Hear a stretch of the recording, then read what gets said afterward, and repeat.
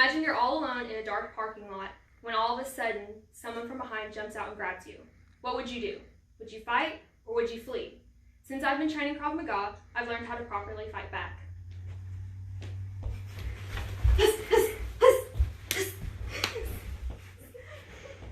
Thanks, bud. What I just demonstrated there was a self-defense technique taught in Krav Maga against a choke from the front with a push. Most people, when they hear karate, taekwondo, or jiu-jitsu, have an image in their head of what that looks like. Over the past few years, I've noticed that when I say Krav Maga, people look at me with a blank stare and say, Krav what? I've been taking Krav Maga for 5 years at Hendersonville Martial Arts, where I've received my black belt and will be testing for my second degree in December. I've done additional research over the topic of Krav Maga to help me with this speech. The purpose of my speech is to help people understand what the Israeli hand-to-hand fighting system known as Krav Maga really is. So today I'll be discussing the history of Krav Maga and what it is exactly. First, let's take a look at where Krav came from. In 1930, a man living in Bratislava named Emmy Lichtenfeld created Krav Maga. According to Krav Maga Worldwide, Emmy Lichtenfeld used his fighting skills to help protect himself and teach the Jews how to defend themselves against the Nazis. Because of this, Emmy Lichtenfeld was not very popular with the local authorities. So that caused him to leave in 1940. When the State of Israel was formed, the Israeli government asked Emmy Lichtenfeld to train the military self-defense. From there, he became the chief instructor at the military school in Israel, where he taught the soldiers. Over time, Emmy Lichtenfeld taught not only the Israeli military, but he started to teach the civilians living there as well.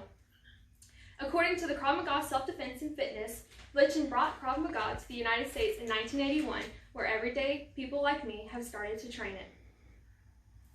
Now that we have a better understanding of where Krav comes from, let's talk about what it is. Krav Maga is Hebrew for contact combat. One of Emmy Lichtenfeld's students, Darren Levine, says in his book, The Complete Krav Maga, that some of the major components to the techniques are using your opponent's strength to your advantage, addressing the immediate threat, and using natural instincts to fight back.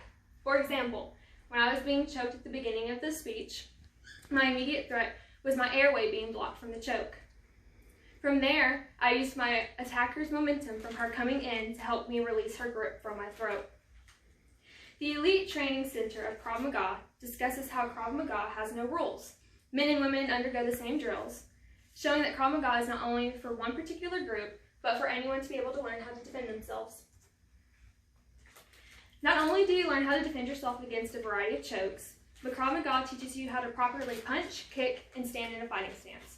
It also teaches you how to defend yourself against multiple attackers and weapons, such as guns, knives, and sticks. If you ask anyone who is trained in Krav Maga, they will tell you that the major key to Krav Maga is being able to do whatever you can to make it home safely.